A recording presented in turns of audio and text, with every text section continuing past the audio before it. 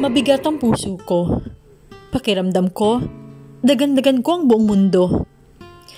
Parang nayayamot akong magpatuloy sa paglalakad ko pauwi sa bahay namin. Kasi halos hindi ko pa rin lubos matanggap na wala na kami ng jowa ko, na si Metisha. Kakabreak lang namin kahapon. Super sakit. Minahal ko talaga ang jowa ko ngayon nang higit pa sa buhay ko. Kaso, akala ko, sapat na parati kong sinusunod ang gusto niya para lang maging masaya siya. Pero, hindi pala yung sapat sa kanya. Nagawa pa rin niya akong ipagpalit sa iba. Ay, lango ako sa alak habang naglalakad ako sa mahabang kalsada ng isang gabi. Hanggang sa napadaan ako sa isang mahabang tulay. Ewan ko ba? Parang may kung anong bumulong sa hangin para pumaroon ako. Saka nga ako tumayo at nakita ko na lamang aking sarili na nakatayo sa duluhan ng tulay. At para bang gusto ko nang kitilin ang buhay ko. Ang sakit. Sobrang bigat ng dibdib ko. Kaso, nang naisipan ko na tumalon ay para bang may biglang napakalakas na hangin ang dumaan sa gilid ko.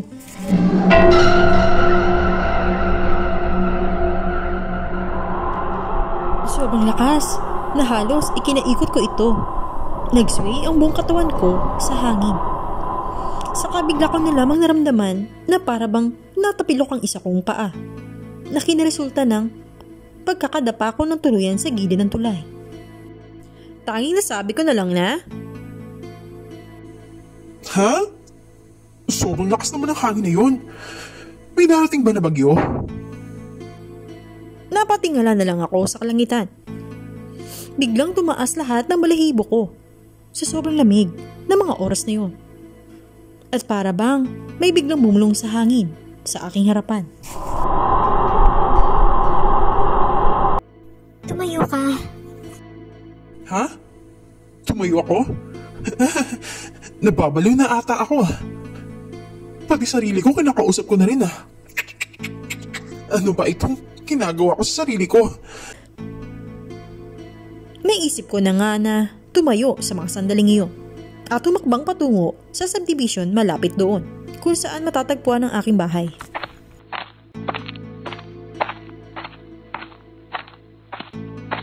Ewan ko ba, para may nginig ang bukong pakiramdam na bumabalot sa aking katawan sa mga oras na yun.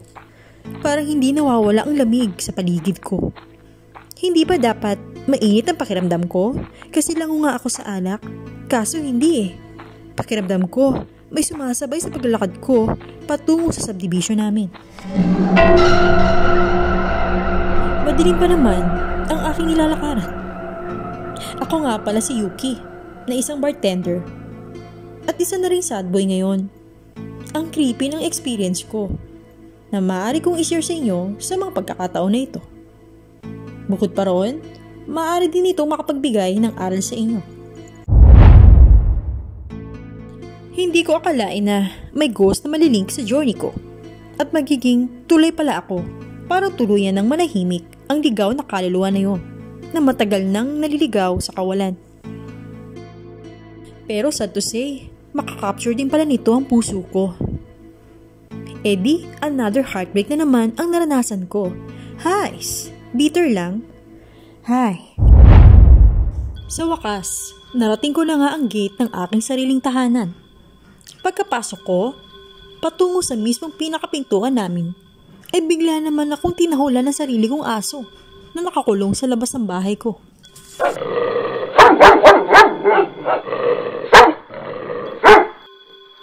Sus! Doggy, my big boy, baby. Bakit ka ba tahol dyan? Hindi mo na ba ako nakikilala, ha? Ako pa rin ito, si Daddy the Great mo. Parang hindi kita napakain kanina. Ewan ko ba, ang lakas ng tahol niya na para bang sobrang nanggigigil ito sa akin. Halos nanggagalaitin na nga amang matutulis itong mga ngipin. Hindi naman siya ganito sa akin noon. Hanggang sa, hindi ko na lamang ito pinansin. Pagkapasok ko sa aming tahanan, ay tamang diretso lang ako sa sarili kong kwarto pagkatapos kong ilak ang pinakapintuan ng aking bahay. Pagkabangon ko, ay diretso kagad ako sa sarili kong toilet. Saka nga sinimulan na maghilamos at mag-toothbrush. Ewan ko ba, ayun na naman ang pakiramdam ko. Napakalamig ng paligid ko. Sobrang lamig. Teka, may sira ba ang ventilator ko? Wala naman akong aircon dito sa loob ng toilet ko ah. Bakit ang lamig? Pagkalipas pa nilang sandali, biglang namatay ang ilaw sa loob ng aking CR. Hala, bakit brownout? Malas naman. Hinanap ko bigla yung switch. Pero makailang beses ko na itong sinusubukang buksan. Pero ayaw talaga bumukas. Huh? Oh no. Pagkaharap ko bigla sa salamin, para sana ipagpatuloy ang aking pagtututbrush, ay bigla na lamang may dumaan na isang mahabang buhok sa aking likuran. Na parang ito isang korte ng babae na sobrang bilis. Namulaga ang aking mga mata sa sobrang pagkagulat ko. Ha? Ano yun? Sinubukan ko namang tumitig ng matagal sa salamin habang kinukusot-kusot ko pa ang aking mga mata. Naisip ko bigla na baka epekto lamang ito ng aking pagkalango sa alak nito mga nakalipas na gabi. Pagkalipas pa ng sandali, naisip ko na lamang na pumasok sa aking sariling kwarto. Nagulat ako. Bakit parang may kuryente roon? Bigla ko namang binalikan ulit ang aking CR. Saka naman bumalik ang ilaw roon. Pagkalipas pa ng ilang araw, isang gabi, habang abala ako na nagayos sa aming bar area sa aking working place banda sa timog, ay naisip ko na lamang na pumasok sa aming kusina para sana kumuha na ilang mga baso at ilang mga bagong produkto ng alak na i-display ko sa labas.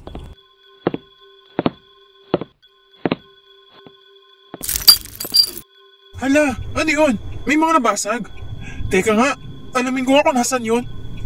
Nakakapagtaka talaga dahil halos makailang ulit ko nang ginawa na hanapin ang mga basag na baso sa bawat sulok ng aming kusina. Subalit wala talaga akong nahanap. Ano bang hinahanap mo? Napaatras ako bigla na kinalasulta ng pagkabangga ko sa mga nakasalansan ng mga baso sa aking gilid. Saka sila isa-isang nabasag sa sahig. Halos nataranta ako sa pangyayari. Nang dahil doon, ay umagaw ito ng pansin sa labas at ang ilan sa mga katrabaho ko ay nagsipagpasukan naman sa loob. Oh, pare, ano nangyari? Naku, lagot ka kay boss yan ha. Tingnan mo, para atang marami ang nabasag ah. Kaya nga pre, baka wala na akong sahuri nito pa nagkataon. Dali na pre, at sinis natin kagad yan, bago pa magtungo si boss dito. Natapos na ang buong ship ko at ito na naman ako. Lango na naman ako sa alak. Habang naglalakad ako sa gilid ng kalsada, ay may nakasalubong ako na dalawang babae. Pagkakita nito sa akin, ay sobra itong natakot. Namutla ito. Bigla, saka sumigaw ito ng malakas, sabay karipas ng takbo. Bigla na lamang ito hinabol ng kasamahan niya. Halos nagtataka ako kung bakit nangyari iyon. Kinabukasan, muli na naman kami nagkita sa isang bake shop ng babaeng nakasalubong ko kagabi sa daan. Sa mga pagkakataon na yun, parang natetense ito na kausapin ako.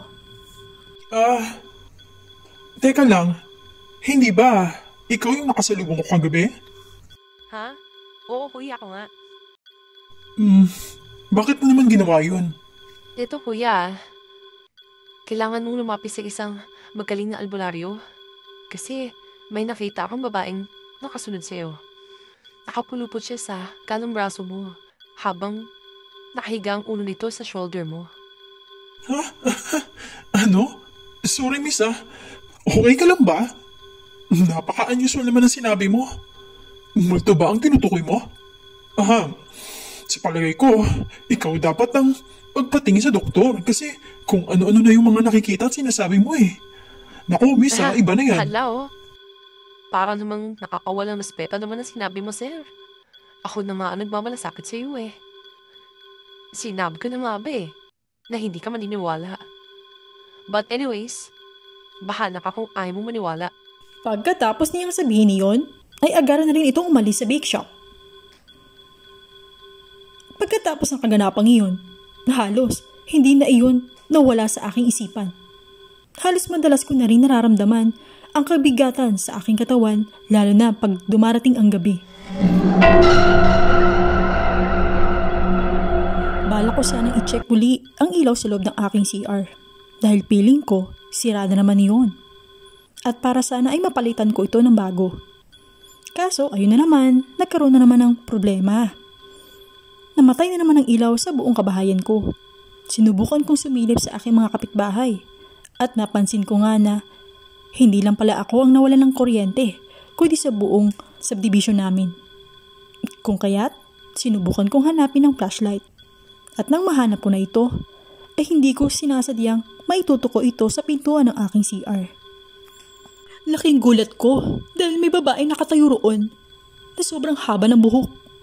Halos natatabingan nito ang kanyang muka, kung kaya't hindi ko iyon maaninagan. Biglang ninigas ang aking mga kalamnan. Halos hinahabol ko na nga ang aking paghinga sa sobrang kaba. Lalo akong kinabahan nang bigla itong gumalaw at unti-unting lumalapit sa akin. Dahil doon, parang hindi kaagad ako nakapag-isip ng maayos sa sobrang takot. Sobrang bilis nang nagundong ng puso ko. At pakiramdam ko, aantakihin na ako sa puso sa sobrang takot. Umatras ako ng hakbang hanggang sa napatalikod ako at karipas ang takbo palabas ng kwarto ko. Dali-dali akong bumaba ng hagdanan ko. Nang narating ko ang dulo ng hagdanan, mismo sa living area ko, ay tumambad sa paningin ko ang mukha ng isang babaeng multo. Ha? Holy God! Lumayo ka! Anong kailangan mo? Tulungan mo ako. Ha? Anong tulong? Ha? Bakit ako? Kaysa sayangin mo ang buhay mo, nang sinubukan mong magpakamatay, tumulong ka na lang sa iba. Tulungan mo akong mahanap ang katawan ko. Ha? Katawan mo? Paano ko gagawin yun? Hindi ako NBI o nagtatrabaho sa Soko. Sa iba ka nalang humingi ng tulong. Tulungan mo ako, Yuki. Ikaw lang makakatulong sa akin. Lumayo ka!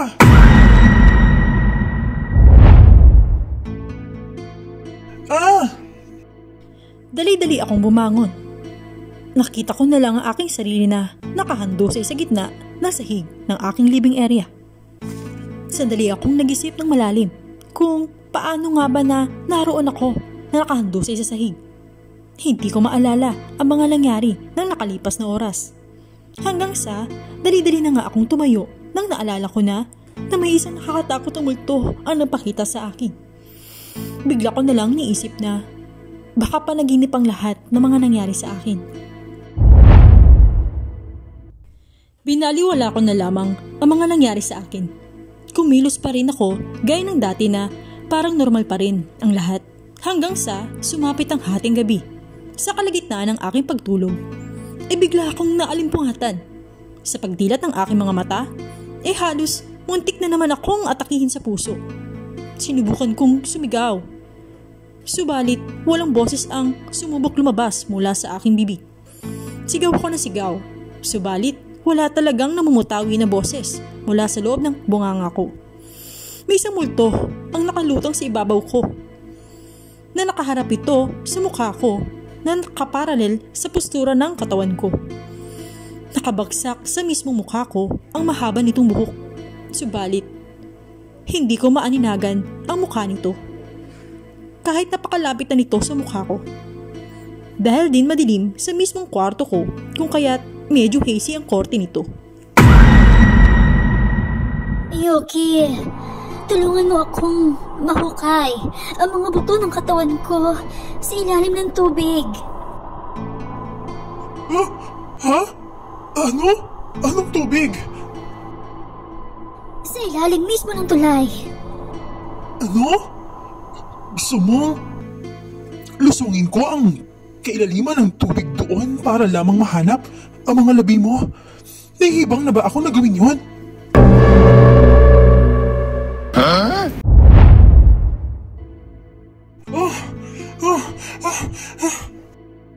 Napabangon ako bigla mula sa aking higaan. Halos pawis na pawis ako at sobrang basa na rin pala ang damit ko. Napansin ko na katanghalian na pala. Pasado 11:00 na mula sa relo ko na mga sandaling yon. Napabuntong hininga na lang ako. Sobrang nakakatakot ang panaginip ko na yun. Muli na naman pala akong binangungot. Halos buong araw akong nagkulong sa aking sariling kwarto. Habang pinag-iisipan ko ang makailang ulit nang nangyari sa akin. Hanggang sa napagpasyahan ko na magtungo si NBI at Soko para humingi na ng tulong. Sa pagdaan pa ng mga araw ay bigo akong ma-accomplish na humingi ng tulong mula sa NBI at Soko sa kadahilanan na wala akong sapat na ebidensya at impormasyon mula sa multo na nanggugulo para lang matulungan siya. Oh no! Kumbaga, parang pinahiya ko lamang ang aking sarili sa pagharap sa kanila. Kinagabihan, ay parang inakay na lang ako ng isip ko na puntahan ang mismong tulay kung saan nagsimula lahat na naging kalbaryo ko. Habang nakatanaw ako sa malayo, sa mismong kalaparan ng tubig doon, ay may sumulpot na isang korte ng babaeng puti na nakalutang mula sa tubig. Oh no! Bigla itong gumalaw at dahan-dahang lumalapit sa pwesto ko. Napakalayo nito sa akin, subalit ang boses na nagsimulang magsalita sa aking kanang tainga sa mga oras na yon ay para bang naroon lamang ito sa gilid ko. Tulungan mo ako, Yuki. Ikaw ang pag-asa ko para sa pananahimik ko. Ha? Paano ko gagawin yun? Kung wala akong kaalam-alam tungkol sa'yo, tingnan mo ha, nagmukha lang akong nanditrip sa harapan ng mga pulis na sinubukan kong pumunta roon para sabihin ang problema mo. Kaso hindi ko ma-explain ng maayos na isang multo ang nanghihingi ng tulong sa akin. Ay, malalaman mo ang impormasyon na gusto mong makita kung susubukan mong sisiri ng tubig mula riyan sa tapat ng pwesto mo. Ayan na naman siya sa mga pagbibigay niya ng hint sa akin. Pagkatapos ng mga kadaga na yon, ay bigla na lang itong naglaho sa kawalan. Pagkalipas pa nilang araw, ay inabot pa ako na mahigit 1 linggo bago ako nagdesisyon. Saka nga ako kumuha ng ilang mga tao na tutulong sa akin sa pagsisid sa kailaliman ng tubig doon. May isang tao ako na pinatayo mula roon sa taas ng tulay na may hawak na isang napakahabang lubid na nakabagsak sa tubig.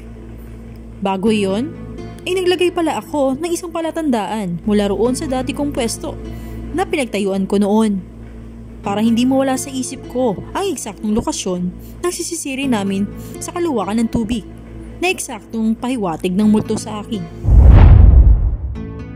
Nagsimula na ngang sumisid ang mga swimmer na labor na kakilala ko.